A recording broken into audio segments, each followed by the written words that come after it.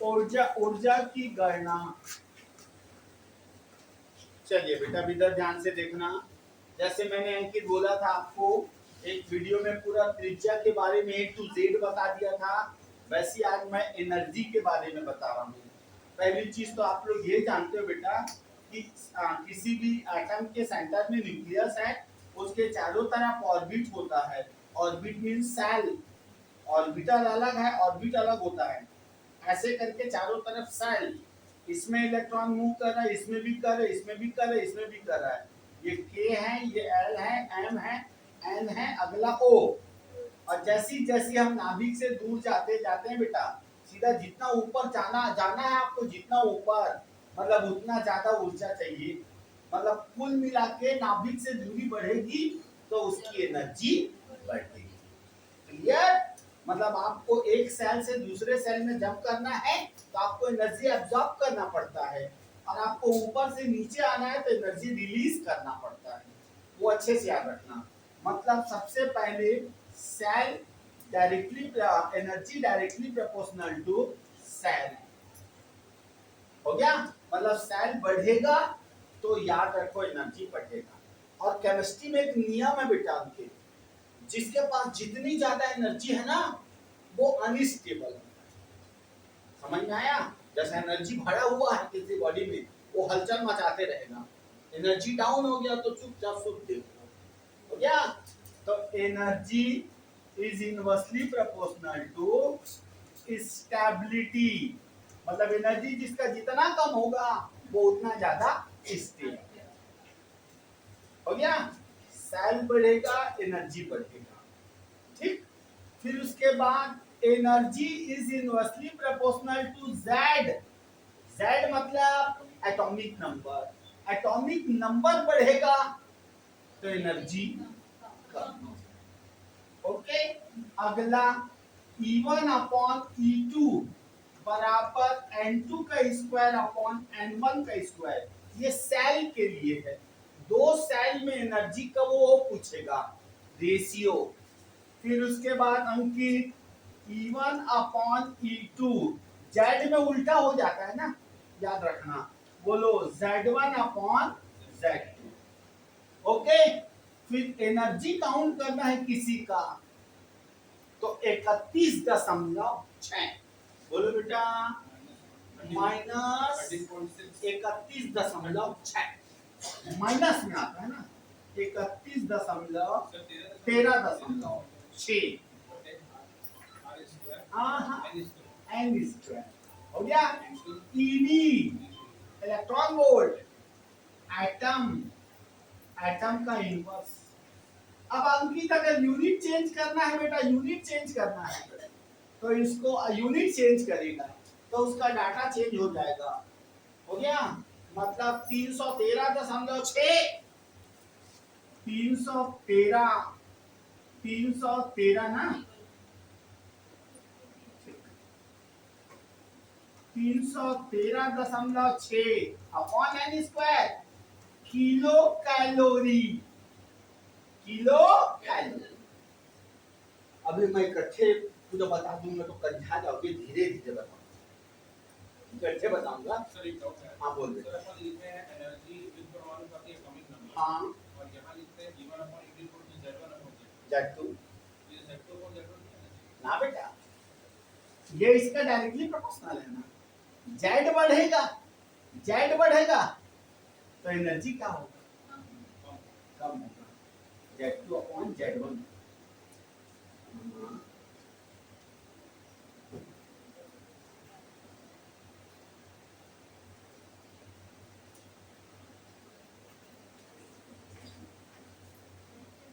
ये किया है Z1 अपॉन Z2।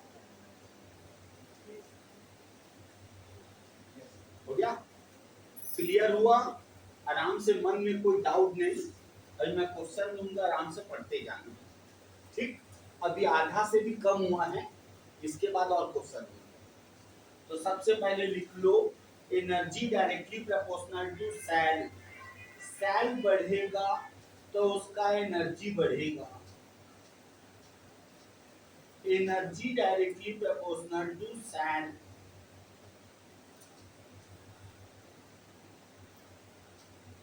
फिर लिख लो energy inversely proportional to stability. Energy बढ़ने से स्थायित्व कम होता है।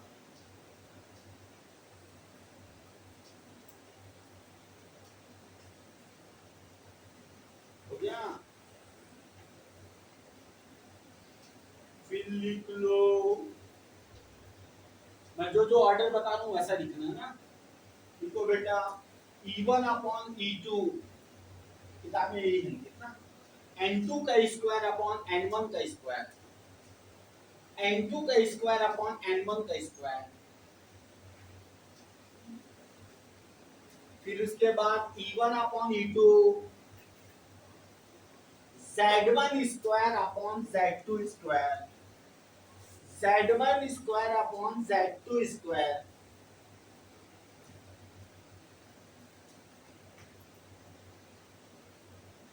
हो गया। ठीक।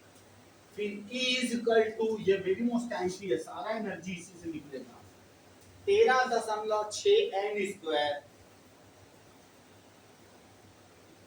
EV atom inverse. फिर सेकेंड फॉर्मूला -313.6, माइनस में ही है सब ना, माइनस में जाता है, -313.6 n स्क्वायर।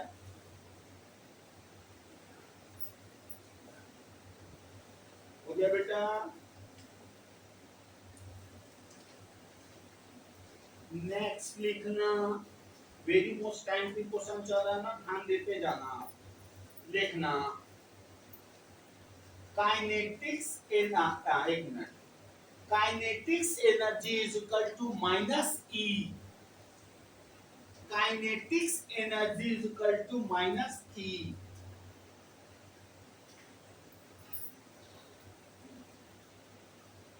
माइनस ई ना, तो माइनस ई कैपिटल ई। फिर लिखना potential energy is equal to, potential energy is equal to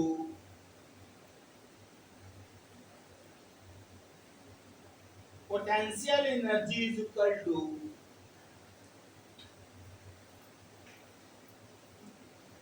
2E। बेटा सुनो, E कहां से निकालोगे, E यहां से निकालोगे ना, E जब यहां से निकालोगे तो उस इलेक्ट्रॉन का काइनेटिक्स एनर्जी और पोटेंशियल एनर्जी का फार्मूला आपके पास है, वो E कैसे निकाले, आपको यहां से निकालना। ओके, लिखना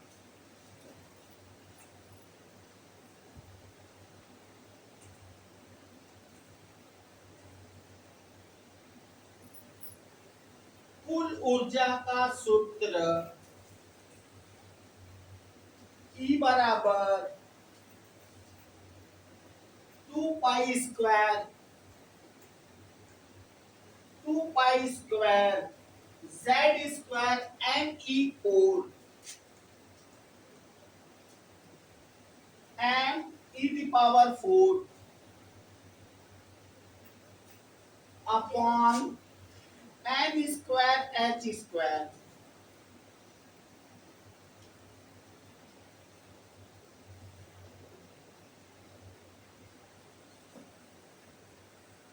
अब बिल्कुल डरना नहीं ना, कॉन्फिडेंस में आते हैं, तैयार हो जाओ। क्वेश्चन, क्वेश्चन पहला, निम्नलिखित में किसका ऊर्जा कम है, निम्नलिखित में किसका ऊर्जा कम है। ए ऑप्शन के L M N, K L M N। Second question, निम्नलिखित में किस कोष का ऊर्जा अधिक है, निम्नलिखित में किस कोष का ऊर्जा अधिक है? LMNO,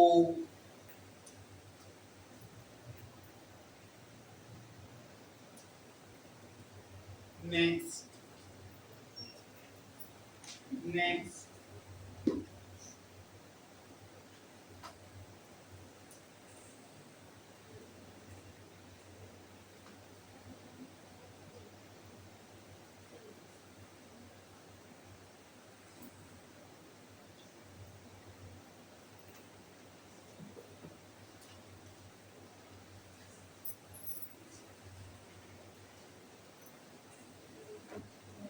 निम्न में किसका ऊर्जा अधिक है?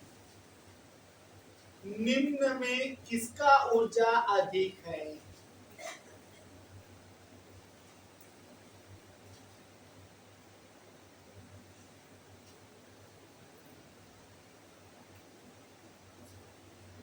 H, फिर He, फिर Li, फिर Be, next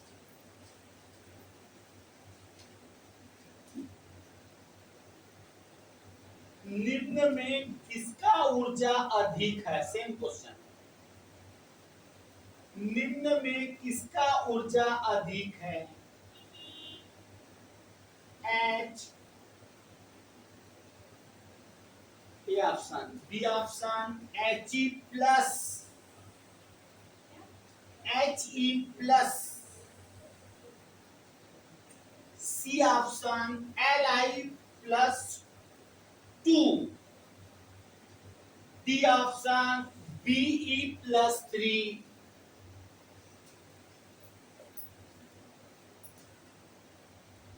next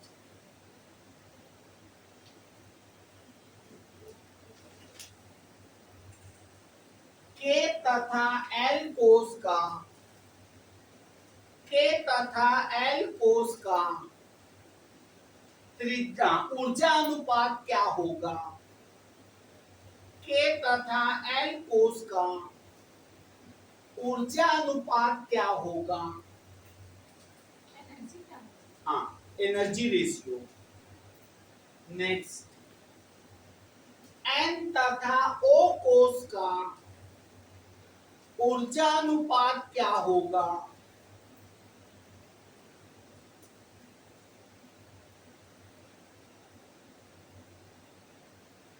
next question, hydrogen तथा लिथियम के ऊर्जा अनुपात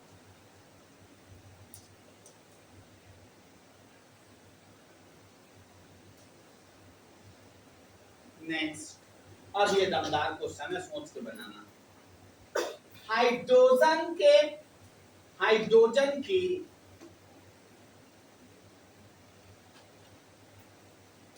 कुल ऊर्जा, गतिज ऊर्जा तथा स्थितिज ऊर्जा की गणना कीजिए। हाइड्रोजन, हाँ, calculate total energy, kinetics energy and potential energy of hydrogen atom. या ईवी में ना, ईवी में निकालना, ईवी में निकालना। नेक्स्ट, ये क्वेश्चन आएंगे,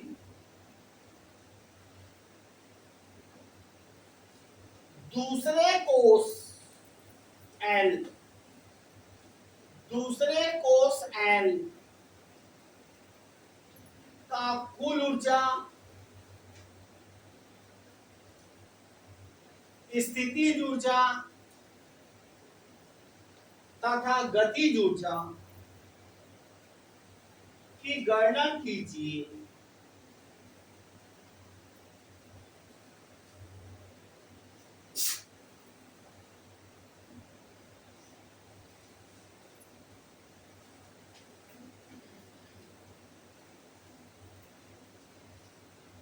बनाओ, आराम से बेटा, बिल्कुल आराम से रिलैक्स हो।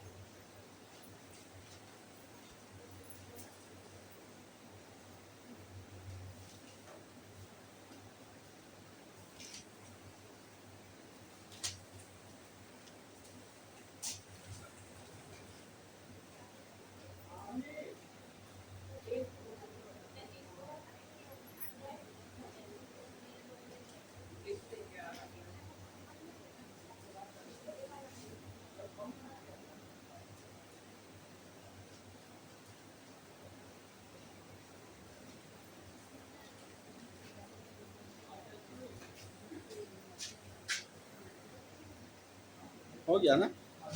चलिए, एक फार्मूला और लिख लो बेटा, आप कंफ्यूज मत होना कि टोटल एनर्जी उसको, टोटल एनर्जी वाला वर्ड को हटा दो, एनर्जी बस बोलना। और टोटल एनर्जी होता है kinetics energy plus potential energy. किसी भी इलेक्ट्रॉन का total energy kinetics energy plus potential energy. ना ना, वो अलग है बेटा, आपको मैंने फार्मूला रख दिया। मान लो कभी कभी ऐसा क्वेश्चन दे देता है कि टोटल एनर्जी कौन सा सूत्र है, तो आप इस सूत्र को टिक लगाओगे, बाकी सूत्र को लेना देना।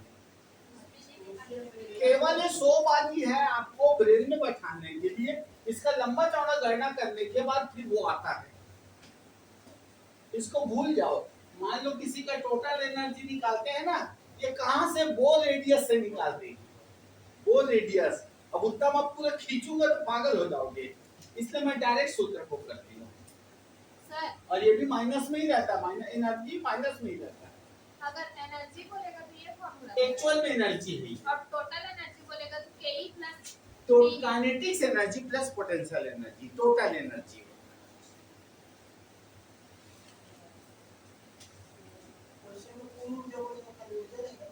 ये ऊर्जा ही है बेटा, मतलब मैं जहां जहां दो क्वेश्चन में कुल ऊर्जा बोला हूं ना, तो उसमें आप कुल ऊर्जा में बोला हूं तो आपको बुद्धि लगाना है। पहले उस इलेक्ट्रॉन या उस कोष का ऊर्जा निकालोगे, फिर आप गतिज ऊर्जा निकालोगे, फिर स्थितिज ऊर्जा निकालोगे, और गतिज और स्थितिज को जोड़ोगे तो उसका कुल ऊर्जा। मतलब उसमें 4 चीज की गणना करनी है, 4 चीज। पहले ऊर्जा, फिर काइनेटिक्स एनर्जी, फिर ऊर्जा, फिर काइनेटिक्स एनर्जी, फिर पोटेंशियल एनर्जी, फिर टोटल एनर्जी।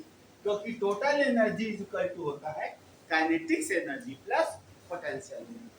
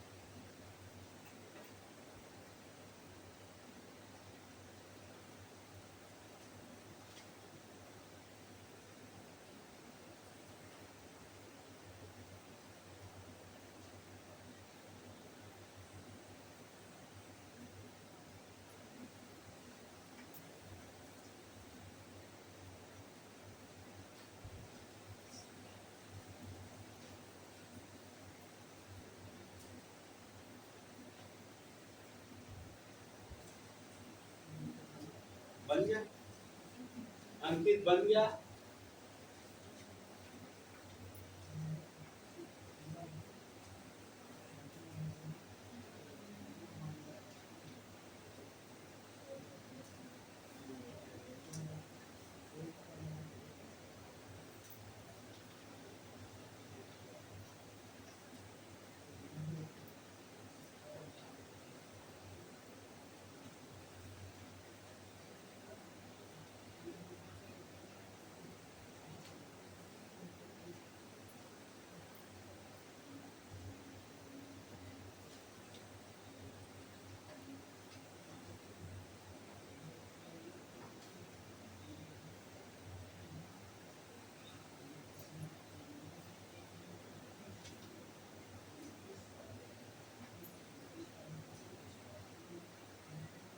जैसे एक बार बीच में जब रेडियस पढ़ा रहा था तो वो रेडियस याद हो गया।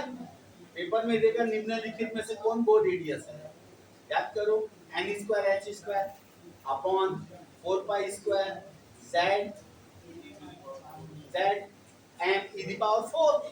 अब उसके बाद ये कैलकुलेशन बहुत लंबा है, लेकिन हमको पूरी कैलकुलेशन नहीं चाहिए, डायरेक्ट आपको ये याद रखना है उसकी टोटल एनर्जी सूत्र में दिया होगा, टोटल एनर्जी तो इसको लिखना और गणनात्मक कैलकुलेशन प्रश्न आएगा।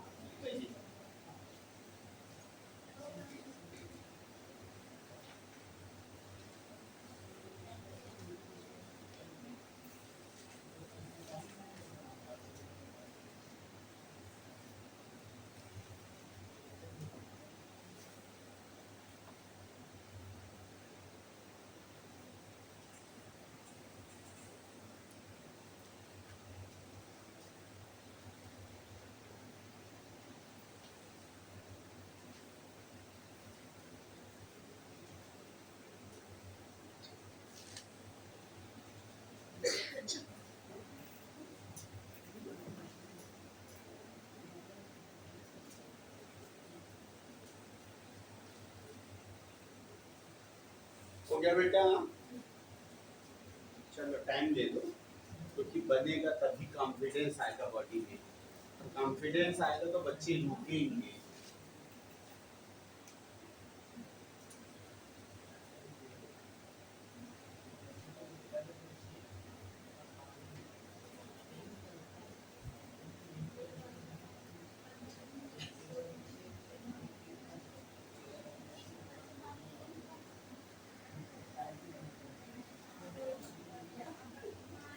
ऑप्शन है पहला एल, दूसरा एम, तीसरा एन और चौथा क्या है ओ। तो एन बराबर ये 1, ये 2, ये 3, के एल एम एन और ओ। तो इसकी ऊर्जा सबसे अधिक। उसके बाद क्वेश्चन नंबर तीसरा, निम्न में किसकी ऊर्जा अधिक है? इसका ऑप्शन है पहला हाइड्रोजन, दूसरा ऑप्शन है हीलियम, तीसरा ऑप्शन है लिथियम और चौथा ऑप्शन है बेरिलियम। तो इसका राइट आंसर है बेरिलियम। ठीक है, एक मिनट अंकित, हाँ क्या लगाया? बेरिलियम। ठीक है, चल राइट तो कर रहा है क्योंकि साउंड मेरे से कनेक्टेड है ना। क्वेश्चन नंबर 4, ठीक। निम्न में किसकी ऊर्जा अधिक है? पहला ऑप्शन है हाइड्रोजन परमाणु, बी ऑप्शन है helium plus ion, C option है लिथियम प्लस 2 आयन और चौथा ऑप्शन है बेरिलियम प्लस 3 आयन। ठीक है, तो सभी में नंबर ऑफ इलेक्ट्रॉन तो एक आया होगा सभी का, लेकिन कोषों की संख्या सबसे अधिक किसमें है? बेरिलियम में। तो राइट आंसर हो जाएगा कोषों की संख्या नहीं बेटा, कोषों की संख्या मत बोल, proton, number of proton. Number of proton sir लेकिन फॉर्मूला तो आपको ही क्या? एनर्जी एटॉमिक नंबर जिसका कम उसका एनर्जी ज्यादा। जिसका एटॉमिक नंबर कम है उसका एनर्जी ज्यादा होगा।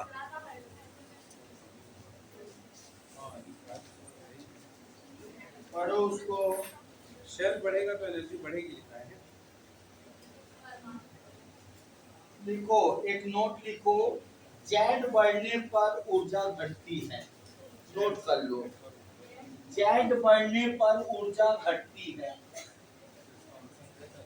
हाँ, जेड बढ़ने पर ऊर्जा घटती है, मतलब परमाणु क्रमांक बढ़ेगी ऊर्जा घटेगी।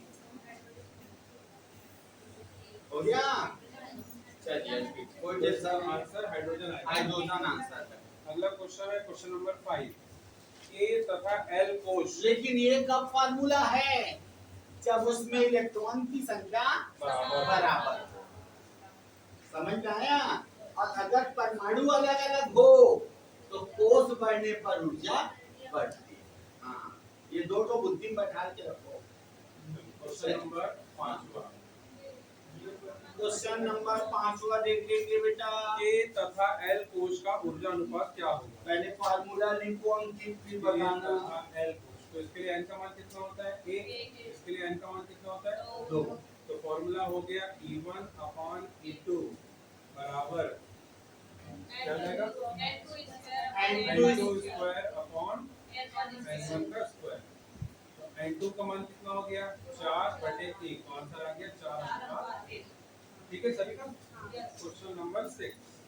क्वेश्चन नंबर 6 है n तथा o कोश का ऊर्जा अनुपात क्या है। N तथा O कोश का ऊर्जा अनुपात। हाँ, तो इसके लिए n का मान कितना हो जाएगा KLMN, ये 4 और वो मतलब 5। तो इसका भी फॉर्मूला क्या हो जाएगा E1 अपॉन E2 बराबर n2 का स्क्वायर बटे n1 का स्क्वायर। तो n2 कितना हो जाएगा ये 25 25 अनुपात 16, मतलब 16 अनुपात 25 अनुपात 16। 25 अनुपात 16। अब है अगला क्वेश्चन। क्वेश्चन जिसको नंबर डाउट होगा पूछ लेना बेटा। क्वेश्चन नंबर 7 देखो। हाइड्रोजन तथा लिथियम के ऊर्जा अनुपात क्या है। हाइड्रोजन तथा लिथियम, तो इसमें अपन देखेंगे एटॉमिक नंबर। तो पहले का 1 और इसका 3। तो फॉर्मूला क्या है E1 अपॉन E2 बराबर Z1 Z1 का स्क्वायर। स्क्वायर। तो Z1 कितना हो गया 1/9, आंसर आ गया 1/9। सबका आया। Question number 8। क्वेश्चन ऐसे हाइड्रोजन के कुल ऊर्जा। अब इसको अच्छे से सुनना। ई निकाल पहले। E बराबर सूत्र होता है -13.6 बटे n स्क्वायर हाँ इनटू इलेक्ट्रॉन वोल्ट एटम का इनवर्स। यही है। हाँ। तो हाइड्रोजन मतलब n बराबर 1, एक तो उसको n का स्क्वायर मतलब एक का ही, 19.6 तो ई का मान उतने ही आया। सही था। ठीक। ये आ गया E का मान। अब यहीं पे अपन निकालते हैं काइनेटिक एनर्जी। काइनेटिक एनर्जी बराबर क्या होता है -E, तो ये क्या हो जाएगा। हाँ, काइनेटिक एनर्जी बराबर ई और E मतलब -13.6। तो माइनस माइनस क्या हो गया प्लस। तो 13.6 electron volt atom inverse. Kinetic energy आया ये। अब पोटेंशियल एनर्जी का फॉर्मूला क्या होता है 2 times of E. 2 times of E। उसको 2 से मल्टीप्लाई कर यहाँ दो। निकालता हूँ potential energy equal to 2 times of E। E मतलब कितना आया ये -13.6। इसको गुणा करने से कितना आया -27.2। आया सभी का। कोई प्रॉब्लम हो तो पूछना बेटा। इनवर्स। उसके बाद अपन क्वेश्चन नंबर 9 बता दो। टोटल इन दोनों को जोड़ेंगे तो वही जोड़ दो आएगा। तो टोटल आ जाएगा। जोड़ देने से आपका जो E का वैल्यू है वही आ जाएगा। ठीक, आगे चले। क्वेश्चन नंबर 9 है दूसरे कोश मतलब n बराबर कितना आ गया 2। L का कुल ऊर्जा मतलब निकालना है E, तो इसका फॉर्मूला -13.6 अपॉन n स्क्वायर। तो n स्क्वायर मतलब कितना हो गया 4 इलेक्ट्रॉन वोल्ट एटम इनवर्स। तो इसको डिवाइड करेंगे, डिवाइड करने से कितना आंसर आ रहा है -3.4। आया क्या सभी का। Atom inverse. अब क्या निकालना है काइनेटिक एनर्जी। काइनेटिक एनर्जी का फॉर्मूला क्या होता है -E। तो -E मतलब माइनस इनटू -3.4 बराबर कितना आ गया +3.4 इलेक्ट्रॉन वोल्ट एटम इनवर्स। और लास्ट है पोटेंशियल एनर्जी। पोटेंशियल एनर्जी बराबर क्या होता है 2 इनटू E। E का मान कितना आया -3.4। इसको गुणा किए तो कितना आया -6.8 इलेक्ट्रॉन वोल्ट एटम। आया सभी का। सब तो बना। उन दोनों को वो जोड़ दो ना बेटा, उनका कॉमन सेंस है।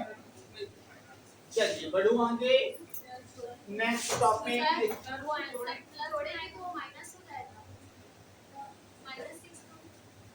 -6.8 इंटू है ना, जोड़ा नहीं into multiply 2 into kinetic energy. Total energy हम चाह रहे हैं कि नहीं देखो प्लस समझ गया मैं। Total energy is equal to kinetic energy plus potential energy. Hydrogen का बता रहा हूँ कितना आया था काइनेटिक एनर्जी। काइनेटिक एनर्जी आया सर 13.6। 13.6 काइनेटिक एनर्जी आया। 13.6 प्लस पोटेंशियल एनर्जी -27.2। -27.2। हो गया, plus minus minus plus minus minus हो जाएगा, minus 13.6 minus 27.2 equal to minus 13.6 minus 13. हो गया, बढ़ू आगे। चलिए देखना अगला प्रश्न, हुंड का नियम क्या है? हुंड का नियम, अब सरल हो कि कठिन हो, पढ़ाना मेरे को सबको है। सुनना ध्यान से बेटा, सबसे पहले याद रखना बेटा कि मैं जो अपने को पढ़ना कठिन पकड़, कोशिश करेंगे कठिन पकड़ने की। जो डिवाइड होता है जो ऑर्बिटल, उसको डीजनरेट ऑर्बिटल बोलते हैं। अब्रभ्रष्ट इंग्लिश में ऐसा कुछ है, हो गया। जो डिवाइड होता है ना 3 भाग में, 5 भाग में, 7 भाग में, वो डीजनरेट ऑर्बिटल होता है, अब्रभ्रष्ट, ऐसा हिंदी शब्द है। तो पहला ये जो नियम है वो डीजनरेट ऑर्बिटल में अप्लाई होता है। दूसरा, यह समान ऊर्जा वाले ऑर्बिटलों में अप्लाई होगा। हाँ, अगर मान लो आपको देता है ऐसा, ध्यान देना बेटा, क्या 1 और 2 दोनों में हुंड का नियम लागू होगा क्या? नहीं बेटा, इससे इसकी एनर्जी जाता है, एनर्जी इक्वल एक ही और सबसेल के, ये जो ऑर्बिटल होते हैं ना एक ही लाइन पे होना चाहिए। जैसे आप यहाँ से यहाँ जंप किए, मतलब एनर्जी इंक्रीज हो गई, मतलब यहाँ से यहाँ जाना हुंड का रूल फॉलो नहीं करता। हुंड का रूल सेम एनर्जी ऑर्बिटल में होता है। और उसने बोला इलेक्ट्रॉन का फीलिंग, मतलब 1 1 1, मतलब इलेक्ट्रॉन का पेयर तब तक नहीं होता जब तक सारे सेम एनर्जी वाले ऑर्बिटलों को एक एक इलेक्ट्रॉन डिस्ट्रीब्यूट ना हो जाए। जब एक एक इलेक्ट्रॉन डिस्ट्रीब्यूट हो जाएगा, पहले क्लॉक क्लॉक क्लॉक, फिर वापसी आके आपको एंटी। क्लियर है? चलिए देखना पहला स्टार, यह नियम उपकोष के, यह नियम उपकोष के कक्षक में इलेक्ट्रॉन, उपकोष के कक्षक में इलेक्ट्रॉन, उपकोष के कक्षक में इलेक्ट्रॉन, समझ में आ गया? ये उपकोष है P, उसके कक्षक है ये, उपकोष के कक्षक में इलेक्ट्रॉन भरने के नियम को बताता है, भरने के नियम को बताता है।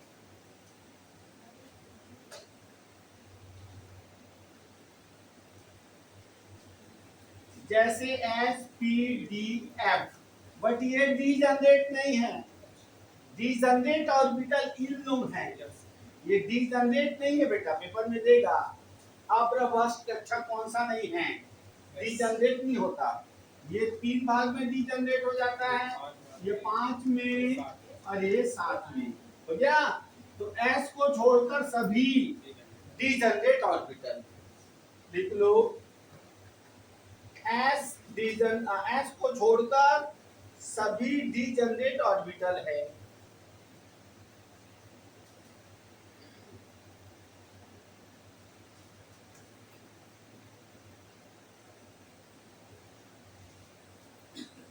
हो गया? यह नियम समान ऊर्जा वाले कक्षक में लागू होता है, यह नियम समान ऊर्जा वाले कक्षक में लागू होता है।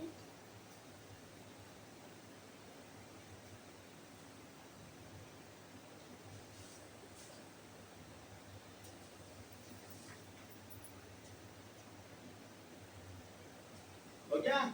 नेक्स्ट, इलेक्ट्रॉन का युग्मन तब तक नहीं होता है जब तक कि सभी कक्षकों को एक एक इलेक्ट्रॉन न मिल जाए।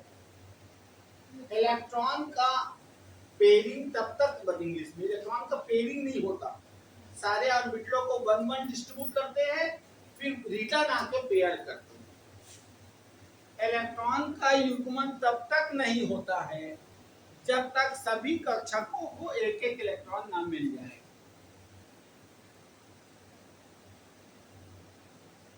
हो गया? चलिए इधर देखो बेटा, सब बच्चों को पता है, हो गया, सब बच्चों को पता है एस ऑर्बिटल का बक्सा एक तो बनता है, पी का कितना बनता है 3, डी का कितना बनता है 5, ये सब बच्चे छोटी क्लास से जानते हैं। एफ का कितना बनता है 7। ओके, क्वेश्चन दे रहा हूं, बनाना, देखना। पहला, निम्न में से कौन सा गलत तथा सही है, पहचान कीजिए।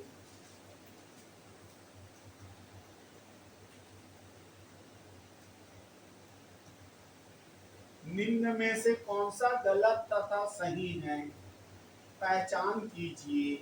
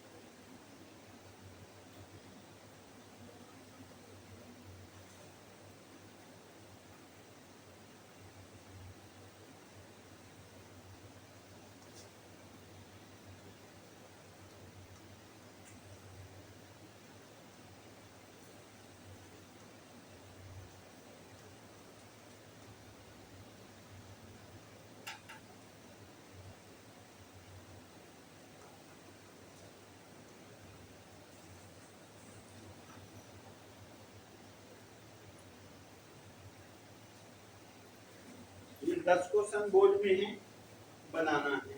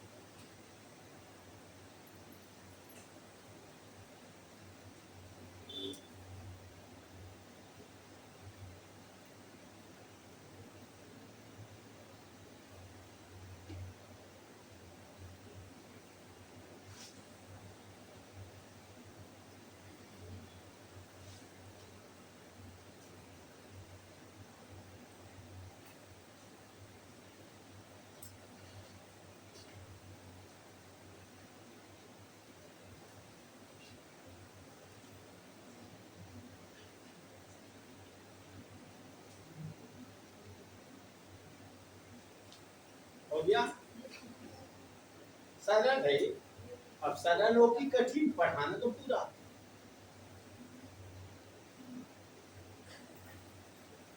कठिन कठिन पढ़ाते हैं बोल के हमारे पास ज्यादा बच्चे नहीं, कठिन हो जाता हम।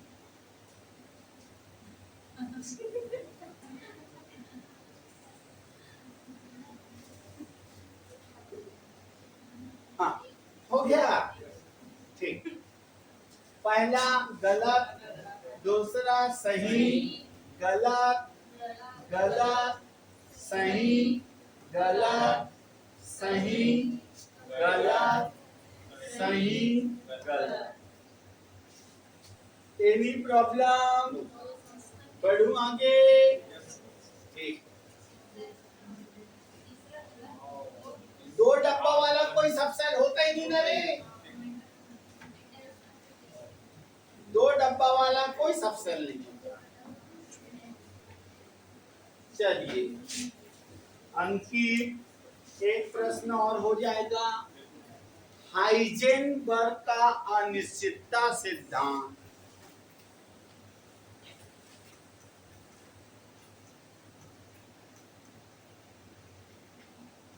हाइजेनबर्ग का अनिश्चितता सिद्धांत, हाइजेनबर्ग अनसर्टेनिटी प्रिंसिपल।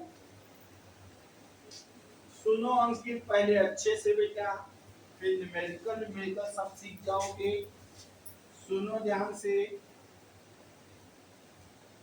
ये जो है गतिशील कण के लिए फॉलो होता है, जो गतिशील, दैट इज एग्जांपल। आपका पार्टनर जैसे ये जो है मधु, का नाम है इनका, मधु। जैसे मैंने मधु को गाड़ी दे दिया है, जाओ तुम रतनपुर जाना, पूजा पाठ कर जाओ, ताकि वहां से लेक्चरर बनने का आशीर्वाद मिले। और ये गाड़ी से चली गई है, 1 घंटा हो गया है, 1 घंटा मधु को निकले हो गया। और हम लोग यहाँ बैठे बैठे पूछे, चर्चा करेंगे अंकित कि मधु कहाँ पे पहुंची होगी, बता पाएंगे क्या? नहीं, मधु कहाँ पहुंची होगी नहीं बता पाएंगे। और ये मधु कितना स्पीड से गाड़ी चला रही है, ये भी नहीं बता पाएंगे। मतलब किसी गतिशील कण की स्थिति कहाँ पे है, तथा उसका संवेग, संवेग इसलिए क्योंकि गाड़ी में टिक गई है, इसका द्रव्यमान के साथ लेके जोड़ है। मतलब इस नियम ने बोला किसी भी गतिशील कण की स्थिति तथा संवेग को ठीक ठीक ज्ञात करना, ठीक ठीक बोला, ज्ञात करना संभव नहीं। और एग्जांपल ले लेते हैं कि देखना बेटा, मान लो आप अपने मम्मी पापा तीर्थ में जा रहे हैं। कहाँ जा रहे हैं? अपन बिलासपुर स्टेशन में उनको छोड़ने गए हैं। बिलासपुर स्टेशन में ट्रेन आई बेटा, ट्रेन में मम्मी पापा को बैठा ले, ट्रेन छूट गई बेटा, वो गतिशील कण है, ट्रेन चली है, हम लोग घर वापस आ गए। 2 घंटे बाद अपना परिवार में चर्चा कर रहे हैं कि मम्मी गतिशील, ट्रेन चली है, मम्मी है वहां पे, ट्रेन गतिशील कण है, और हम चर्चा कर रहे हैं कि मम्मी कहाँ पहुंची होगी। एक्यूरेसी नहीं बता सकते, बट अप्रॉक्स बता सकते हैं। अरे 1 घंटा हुआ है भाटा पार के आसपास, एक्यूरेसी नहीं बता सकते, बट अप्रॉक्स बता सकते। और ट्रेन का ड्राइवर कितनी स्पीड से चला रहा है, एक्यूरेसी नहीं बता सकते, अप्रॉक्स बता सकते हैं। पैसेंजर है तो इतना के स्पीड में, एक्सप्रेस है तो इतना के स्पीड में, सुपर फास्ट है तो इतना के स्पीड। मतलब इसने बोला किसी भी मूविंग पार्टिकल का मोमेंटम और पोजीशन को एक्यूरेसी मेजर करना पॉसिबल नहीं। क्लियर? अभी कुछ मत नोट करना, पहले बोर्ड में देखते रहो आप। अब अंकित एक चीज बता बेटा, एक बहुत बड़ा इसका रीजन है। पहले जमाना में हम लोग, जब हमारे जमाना था उस समय बोला जाता था कि दिल्ली हम लोग जाते थे, दिल्ली तो चोर लोग चंबल की खाड़ी में छुपा रहते थे। आज भी जो चोर हैं वो गड्ढा में या खाड़ी में छुपा रहता है। ऐसा क्यों? क्योंकि उनकी पोजीशन अनिश्चित हो जाती है। हाइजेनबर्ग वहां फॉलो होता है बेटा, जो चंबल की खाड़ी में जो चोर लोग छुपे रहते हैं ना, हाइजेनबर्ग वहां फॉलो होता है, क्योंकि उनकी पोजीशन अनिश्चित। ठीक, लेकिन तू नहीं समझ पाएगा। अब इधर देखना, ध्यान से देखना बेटा, ये रास्ता है, इसका वेवलेंथ कम की ज्यादा, हाँ, 2 एक्सिस का distance is called wavelength, wavelength कम की ज्यादा, राइट। और तू गाड़ी चलाने के लिए भेजा हूं तो एकदम संभाल संभाल की, स्पीड तेरा बहुत कम रहेगा, ऐसा वर्ड खबर से रखते हैं। तो इस कंडीशन में तेरा पोजीशन निश्चित की अनिश्चित, अनिश्चित, पोजीशन छिप जाएगा तो कहीं, लेकिन तेरी स्पीड कम है बट संवेग निश्चित। फिर बुद्धि बस चलाना है। अरे ऊबड़ खाबड़ रास्ता है, अंकित कभी दिखता है कभी नहीं दिखता, कभी दिखता है कभी नहीं दिखता, और गाड़ी की स्पीड बहुत स्लो है। तो ऐसे पैकेज में स्थिति अनिश्चित, स्थिति असंवेग निश्चित, तेरी गाड़ी स्पीड हो गई। अब मैंने बोला तेरे को ये रास्ता मिला बेटा जिसका वेवलेंथ क्या है, अब मस्त चला रहा है अमिताभ बच्चन ने एकदम स्पीड से, और हम देख रहे हैं यहीं से दूरबीन से, तो दिख रहा है हमको ऐसा, और रास्ता सीधा कर दिया। देख रहे हैं यहाँ पे माधुरी देख रही तेरे को दूरबीन लगा के, अंकित दिख रहा है सर, लेकिन जाके पकड़ना असंभव है, तो इतना स्पीड से गाड़ी चला रहा है वो, मैं जाके नहीं पकड़ पाऊंगा। तो तेरी स्थिति निश्चित बट संवेग अनिश्चित। ये पैकेट पे डिपेंड करता है, आपकी बुद्धि लगाना है। एक निश्चित होता है तो दूसरा, दोनों कभी निश्चित और दोनों कभी अनिश्चित नहीं। अब एक बुद्धि लगाओ, तरंग धैर्य अगर बढ़ते जाएगा, तरंग धैर्य बढ़ते जाएगा, तो क्या निश्चित और क्या अनिश्चित हो जाएगा?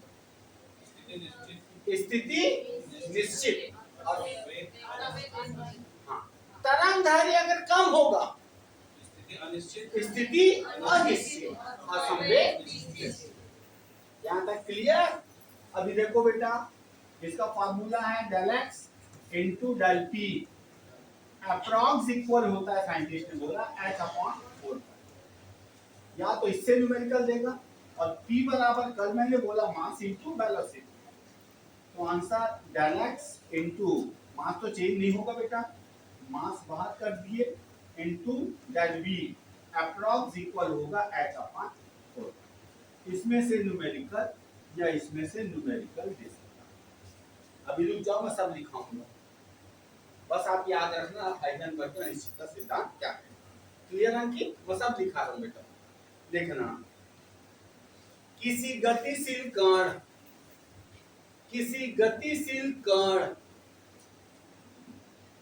की स्थिति तथा संवेग,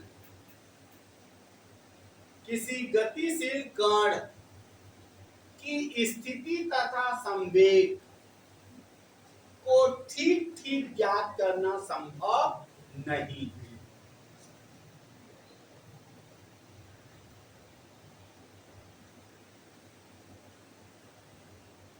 अगला स्टार, एक निश्चित होगा तो दूसरा अनिश्चित होगा, एक निश्चित होगा तो दूसरा अनिश्चित होगा।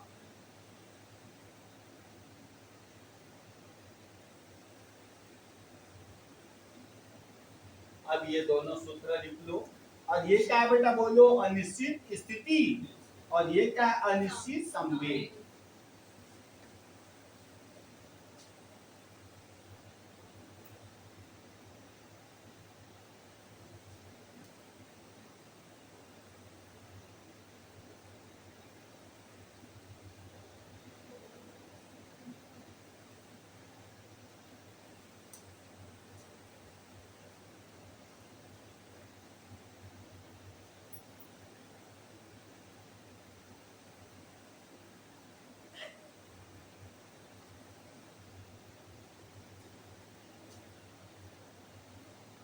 हो गया बेटा? चलिए क्वेश्चन दू, लिखना। पहला प्रश्न, निम्न तरंग पैकेट, निम्न तरंग पैकेट के लिए कौन सा कथन सत्य है? ये तरंग पैकेट है। निम्न तरंग पैकेट के लिए कौन सा कथन सत्य है? ए ऑप्शन,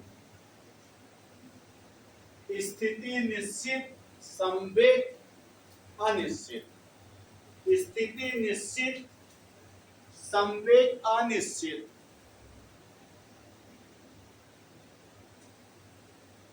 बी ऑप्शन स्थिति अनिश्चित, संवेग निश्चित, जस्ट उसका उल्टा।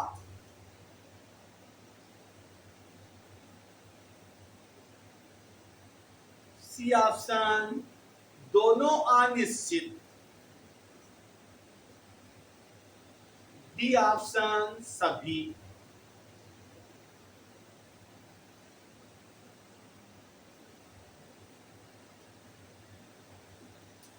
सेकेंड क्वेश्चन, निम्न तरंग पैकेट में स्थिति निश्चित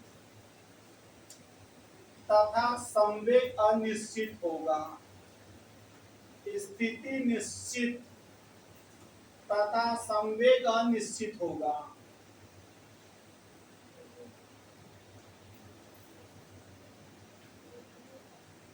ये चार ऑप्शन। हाँ, चार दिया है, उसमें से कौन सा सही, वो स्टेटमेंट का इसमें से कौन सा अप्लाई होगा। स्थिति क्या बोला हूँ, निश्चित, और संवेग अनिश्चित में कौन सा पैकेट अप्लाई होगा।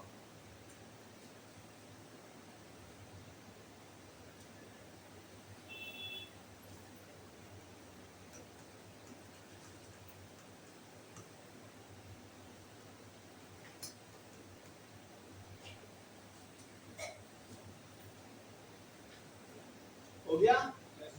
नेक्स्ट,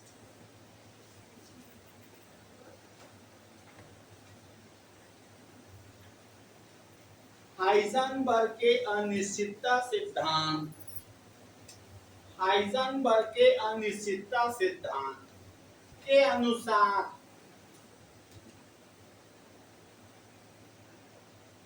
स्थिति और संवेग दोनों, स्थिति और संवेग दोनों, ए ऑप्शन एक निश्चित दूसरा अनिश्चित, एक निश्चित दूसरा अनिश्चित। बी ऑप्शन दोनों अनिश्चित। सी ऑप्शन दोनों निश्चित।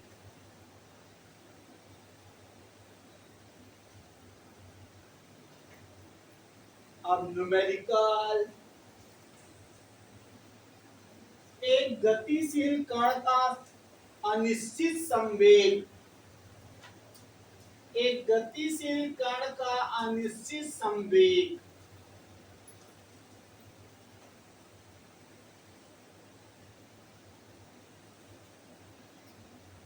2.5 है, तो उसका अनिश्चित स्थिति क्या होगा। अनिश्चित स्थिति क्या होगा।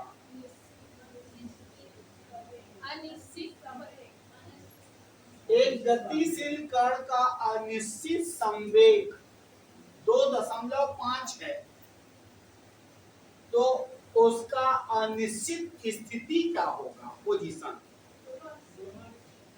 तो कोई बात नहीं, न्यूमेरिकल आ गया ना बेटा, न्यूमेरिकल एक का मान दे दिया, दूसरे का मान पूछ रहा है, न्यूमेरिकल है ये, इसमें पुट अप करोगे तो आंसर आएगा। एच का मान भी दे दिया हूँ, पाई का मान भी दे दिया हूँ, हो गया। नेक्स्ट,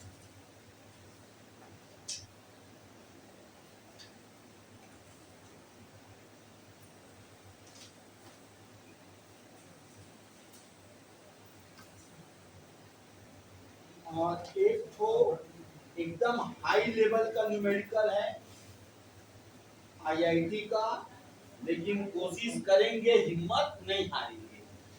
देखना, एक कण का द्रव्यमान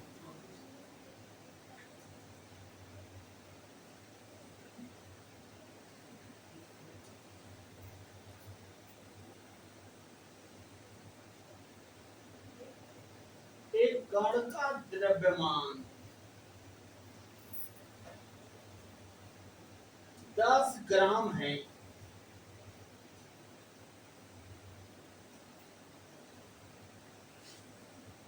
दस ग्राम है,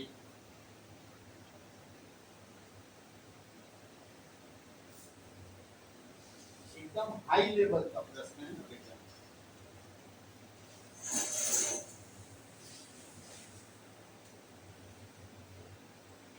देखो एक शब्द आ गया है, एक गतिशील कण का द्रव्यमान, उसको लिखो, एक गतिशील कण का द्रव्यमान 10 ग्राम है। हाँ, उसमें गतिशील पर जोड़, मतलब गतिशील शब्द आ गया अंकित, मतलब वो 10 क्या है, संवेग है। 10 क्या है, संवेग, मतलब P का मान हो गया। ठीक है, देखते हैं। द्रव्यमान 10 ग्राम है, जिसकी स्थिति अनिश्चित, जिसकी स्थिति अनिश्चित 10 की घात -5 मीटर है, जिसकी स्थिति अनिश्चित 10 की घात -5 मीटर है,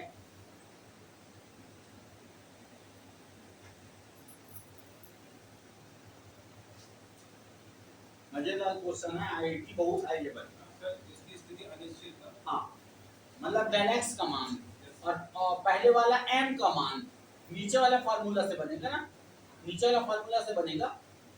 वो m का मान है 10, उस 10 को किस में बदलोगे, ग्राम में दिया है, किलोग्राम, किलोग्राम में बदलोगे, 10 को किलोग्राम में बदलोगे, 10 की घात -3। ओके, m का मान दिया 10 और डेल एक्स 10 की घात -5, तो उसका वेग में अनिश्चितता ज्ञात कीजिए, तो उसके वेग में अनिश्चितता ज्ञात कीजिए।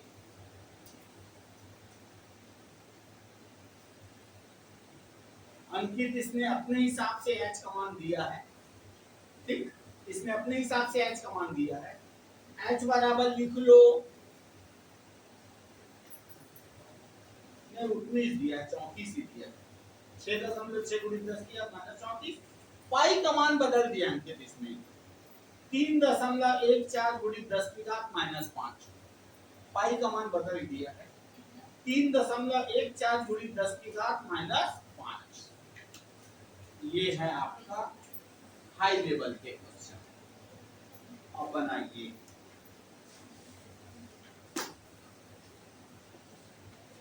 बिल्कुल डरना नहीं है, बनाना है, सब बनेगा।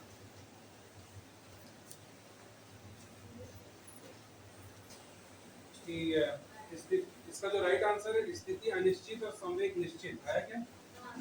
स्टार्टिंग से पूरा एक्सप्लेन करेगा अंकित को। क्वेश्चन नंबर 1 था, यही था डायग्राम। तो इसमें पहला ऑप्शन था स्थिति निश्चित और संवेग अनिश्चित, जो कि गलत है। लिख दो क्या ऑप्शन पहला था, आंसर बस बता दो, तो आंसर। इसका राइट आंसर है बी, स्थिति अनिश्चित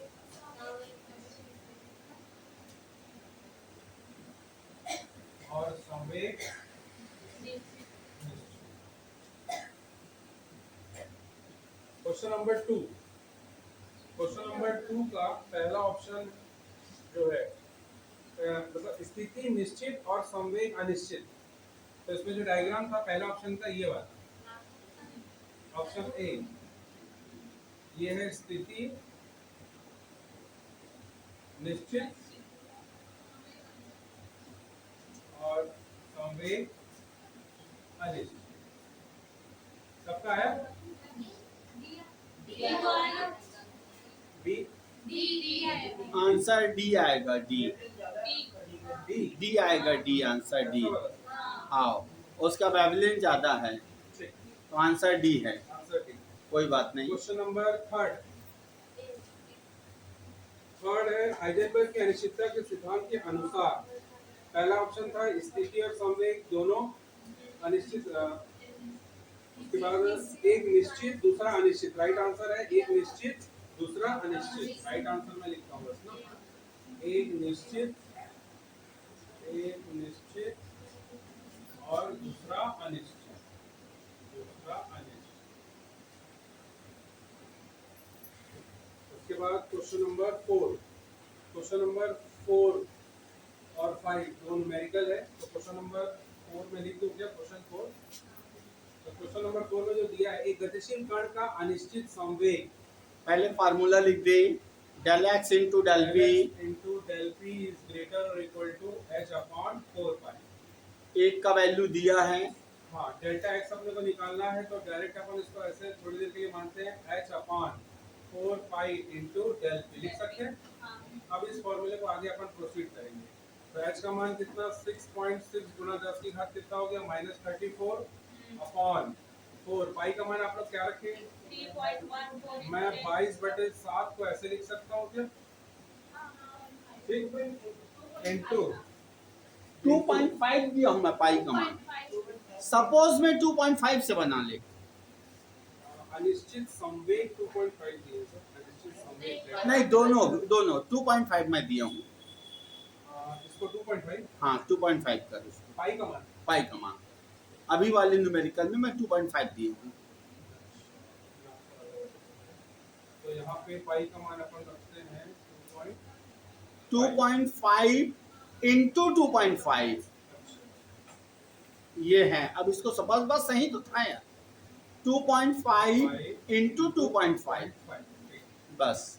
अब वो 2.5 को इंटू कर दे, तो आ जाएगा 6.25, हाँ कर दे, तो यही काट पे लिखो, हाँ 6. 25, अब उसको 4 से मल्टीप्लाई कर दे, हाँ तो 625 इंटू 520, 4 2 8 9 10 हो गया के 25 और 2 मतलब 25 आ गया, लिख 6.6 इंटू 10 की घात -34 अपॉन 25 बस रहने छोड़ दे, ओके हाँ। नेक्स्ट क्वेश्चन है, एक गतिशील कण का द्रव्यमान, 6 काट सकती है, चलिए नेक्स्ट क्वेश्चन नंबर 5, अभी हाई फाई क्वेश्चन, इसको ध्यान से एक देखना। गतिशील कण का द्रव्यमान n बराबर दिया है 10 ग्राम, तो अपन इसको यही चेंज करके क्या लिखेंगे 10 की घात 10 इंटू 10⁻³ किलोग्राम, हाँ ठीक है। तो ग्राम को हमने किलोग्राम में बदल दिया, -2 kg लिख सकते हैं इसको, ऐसे लिख सकते हैं, जिसका स्थिति अनिश्चित मतलब डेल्टा x की वैल्यू दी हुई है, कितना दिया 10 की घात -5 मीटर। फाइंड मतलब डेल्टा v मतलब स्थिति क्या वेग में अनिश्चितता ज्ञात करना, डेल्टा v का, ठीक है। तो फॉर्मूला क्या है अपने पास, delta x into delta p is greater equal to h upon 4 pi. तो यहाँ पे इसको अपन ओपन कर देते हैं, डेल्टा x इंटू p की जगह क्या लिख सकते हैं m इंटू डेल v, इसको मैं इज इक्वल टू ले लेता हूँ थोड़ी देर के लिए h अपॉन 4 पाई, निकालना अपने को डेल्टा v है, यहाँ से डेल्टा v के लिए अपन पहले व्यंजक निकालते हैं। तो डेल्टा v बराबर क्या लिख सकते हैं, h upon 4 pi into del x into m लिख सकते हैं क्या, देखो तो अब इसी फॉर्मूले को प्रोसीड करते हैं आगे। हाँ वैल्यू पुट कर दो, 6.6 गुना 10 की घात -34/4, पाई का मान क्या दिया है क्वेश्चन में, अंकित तू टीचर है बेटा, लेकिन ये पढ़ाने का ट्रिक्स थोड़ी गलत है, बच्चों को दिखना चाहिए ज्यादातर वो हाँ ठीक, मतलब आप कभी भी टीचर को ना ऐसा खड़े होकर नहीं पढ़ाना चाहिए, हाँ मैं अब कैसे पढ़ाता हूँ, पाई का मान कितना है, 3.14 हाँ जो क्वेश्चन में दिया है 3.14 इंटू 10⁻⁵ गुना डेल्टा x, डेल्टा x कितना दिया है 10 की घात -5 गुना और क्या दिया है m, m का मान कितना है 10 की घात -2, यहाँ तक ओके, यहाँ तक ठीक है, कोई प्रॉब्लम, हाँ हाँ ठीक है ना। चलो तो अब सबसे पहले इसको हल करते हैं अपन, ये जो लंबा दिख रहा है, तो तो अपन पहले लिखते हैं 6.6 बटे इसको 4 इंटू 3.14, इसको अलग रख देते हैं, इंटू 10 की घात -34। अब देखो इन सबको जोड़ दो, कितना आएगा, 5 और 5 10, 10 और 2 12, बारह माइनस कर दो, प्लस कर दो ऊपर ये, ठीक है। तो अब इसको हल किए तो कितना आएगा 22। तो इसको ऐसे लिखेंगे 6.6 गुणा 10 की घात कितना हो जाएगा -22 बटे, इसको गुणा कर दो, 416 1 6, 4 एकम 4 और 1 5 और 4 दिया 12, कितने पास पॉइंट लगाना है 2, ठीक है, यहाँ तक ओके। हाँ। अब इसको काटते हैं, उसको 12 से मान के चल, उसको सरल भाषा में यहाँ पे लिख दे 6.6, बता दूं यहाँ पे लिख 6.6 6 into 10 to the power 22 upon 12 बस कर 12 बस कर। अब ये पॉइंट हटाने के लिए जीरो कर दे, तो हटाए तो यहाँ पे 0 10 आ गया, 10 बस हट गया। अब कैंसिल आउट कर दे, ये हो गया 6 बार और ये हो गया 33, हाँ ठीक। ठीक है। अब इन 6 बार कितना 5 पॉइंट समथिंग कुछ आएगा, हाँ 5 पॉइंट कितना है 5.25, मेरा जो आंसर आ रहा है 5.25 गुणा 10 की घात।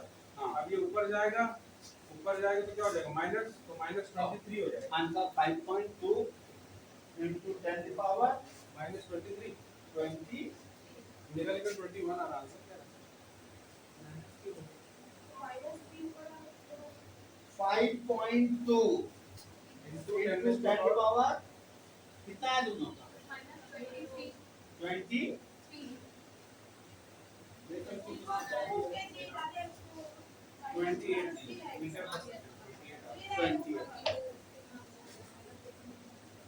बता।